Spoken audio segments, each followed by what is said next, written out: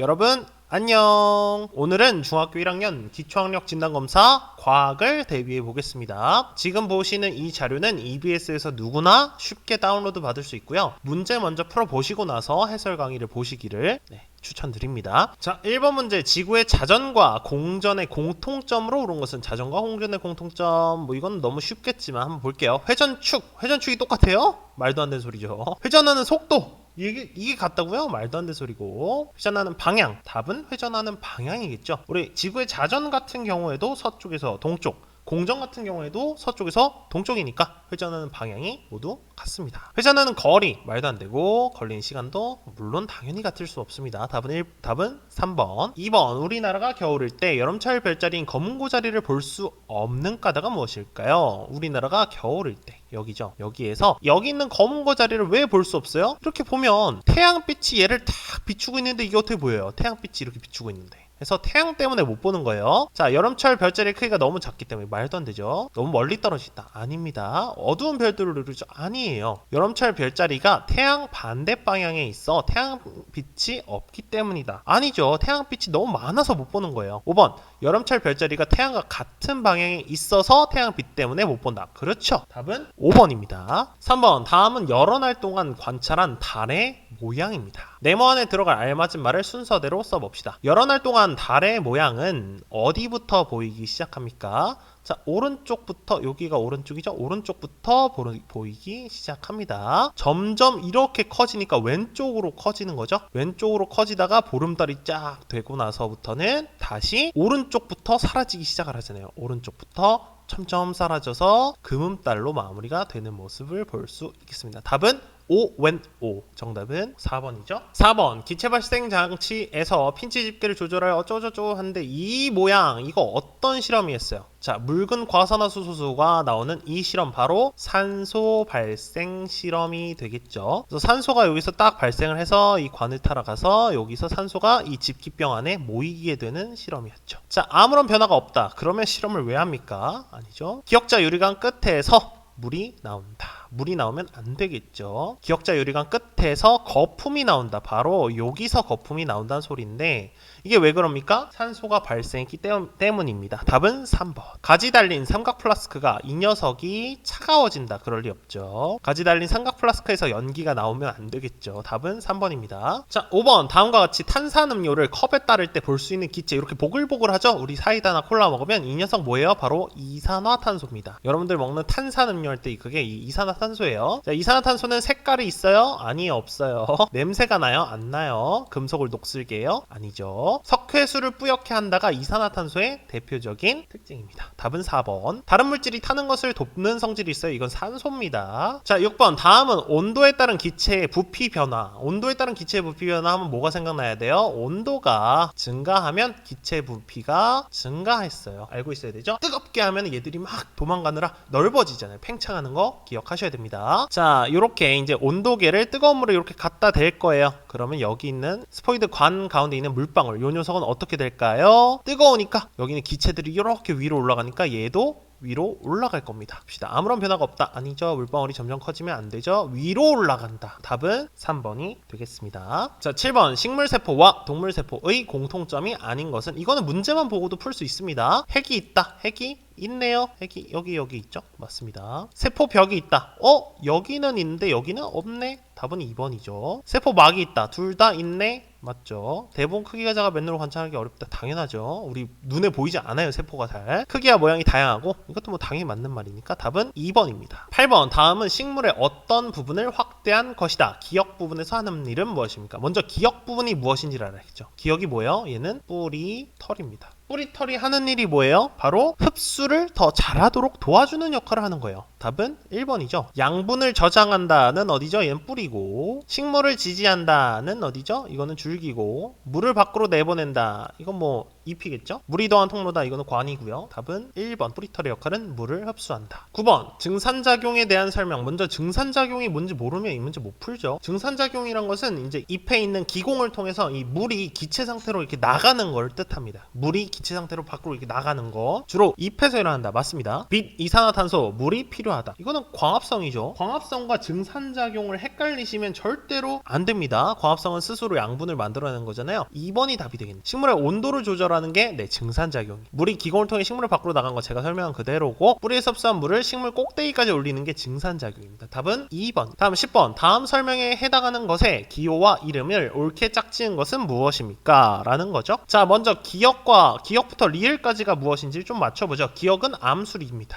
니은은 잎입니다. 디귿은 수술이죠. 리을은 이거는 꽃받침이죠. 미안합니다. 글씨가 잘 안 써지네요. 오랜만에 이게 쓰다 보니까. 자, 설명 보죠. 힌트를 봅시다. 꽃밥과 수술대로 이루어져 있다. 수술대라는 표현이 있으니까 수술이죠. 가루를 만든다.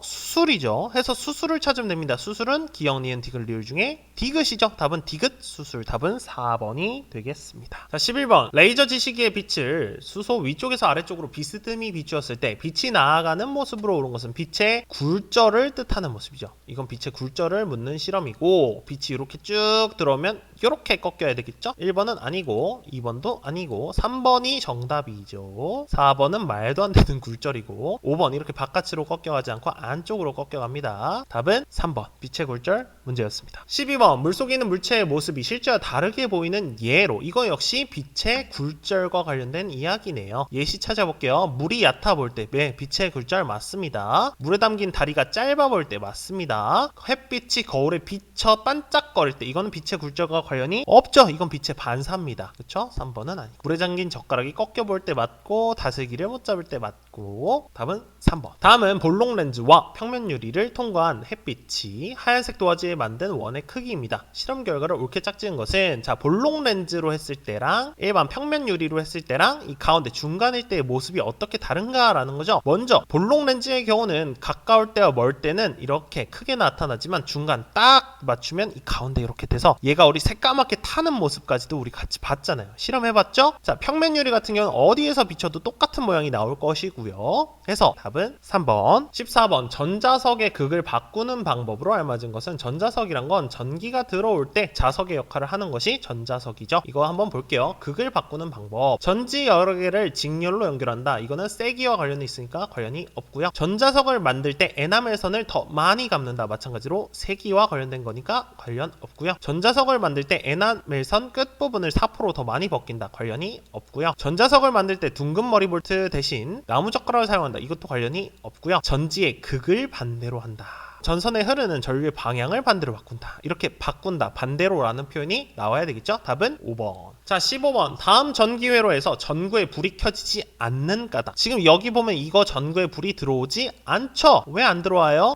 둘 다 마이너스 극에 붙어 있네요. 이 녀석이 여기로 쑥 와서 플러스 극으로 가고서 하나는 플러스, 하나는 마이너스 극으로 연결이 되어 있어야 되는데 말이죠. 둘 다 마이너스 극으로 가 있습니다. 자, 전구가 고장났기 때문이다. 이거 같은 경우는 제대로 연결했는데 안 들어오면 그럴 수 있죠. 하지만 지금 아닙니다. 전지가 오래되었기 때문에 아니고, 스위치 연결 안 해도 제대로 연결하면 불이 들어와야 됩니다. 전지를 전기 끼우개에 잘 연결했네요. 이거 문제 없습니다. 전구에 연결된 전선을 모두 마이너스 극에만 지금 달아놓은 상태이기 때문이죠. 답은 5번. 자, 16번. 다음 전기회로에 대한 설명으로 옳은 것을 골라볼게요. 자, 1번. 전지를 병렬로 연결했습니까? 전지는 직렬로 연결되어 있죠. 아니고. 2번 전구를 직렬로 연결하였습니까? 전구는 병렬로 연결되어 있습니다. 아니고. 3번 전지 두 개를 서로 같은 극끼리 연결했습니까?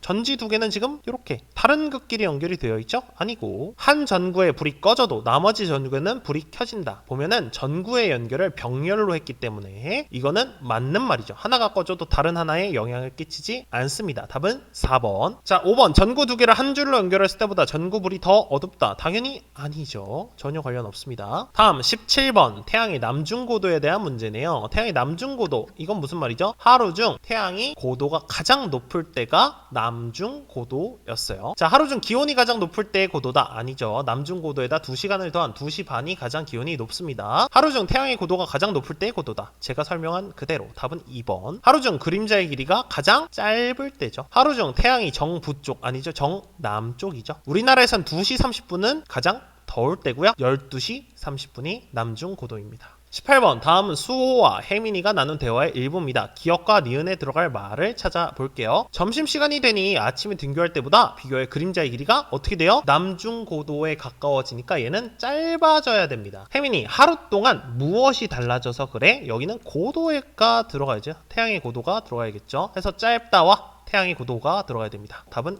2번. 자, 19번. 다음은 태양이 남중했을 때의 모습입니다. 기억, 니은, 디귿의 계절을 옳게 짝지어 볼게요. 남중고도가 가장 높을 때 얘가 뭐예요? 여름이죠. 남중고도가 가장 낮을 때 얘가 바로 겨울이죠. 근데 문제에선 친절하게 산에 눈이 내린 것까지도 표현을 했어요. 자, 애매하게 여기 있는 녀석은 봄 아니면 가을이 되겠습니다. 답은 1번이 되겠네요. 자, 20번. 다음은 태양과 지구의 모습을 나타낸 그림이다. 지구가 나의 위치에 있을 때에 대한 설명으로 옳은 것은 무엇일까요? 자, 가를 먼저 봅시다. 태양이 이렇게 머리를 쭉 남중고도가 높네요. 얘는 여름이고요. 이 친구 같은 경우는 태양이 멀리서 비스듬히 비추고 있기 때문에 얘는 겨울입니다. 해서 가는 여름, 나는 겨울입니다. 지구가 가에 있을 때는 가을이다. 아닙니다. 여름이라고요. 지구가 나에 있을 때는 겨울이다. 맞아요. 답은 2번. 지구가 가에 있을 때 우리나라에서는 낮의 길이가 더 짧다. 여름이 낮의 길이가 더 길어요. 지구가 나에 있을 때 우리나라에서는 태양의 남중고도가 더 높다. 겨울이 더 낮아요. 지구가 가에 있을 때 남반구에 있는 뉴질랜드와 우리나라의 계절은 같을 수 없어요. 뉴질랜드와 우리는 항상 계절이 반대예요. 해서 정답은 2번이 되겠습니다. 자, 21번. 다음과 같이 초가 탈 때 관찰할 수 있는 현상 보도록 할게요. 초가 타는 중이죠. 불꽃 모양은 위아래로 길쭉하다. 보면 길쭉하네요. 요거 맞고. 시간이 지날수록 초의 길이가 짧아진다. 계속 타니까 얘는 짧아지겠죠? 맞고. 손을 가까이 하면 당연히 따뜻해지겠죠? 이거 당연히 맞고. 불꽃의 위치에 관계없이 밝기는 모두 같다. 보면은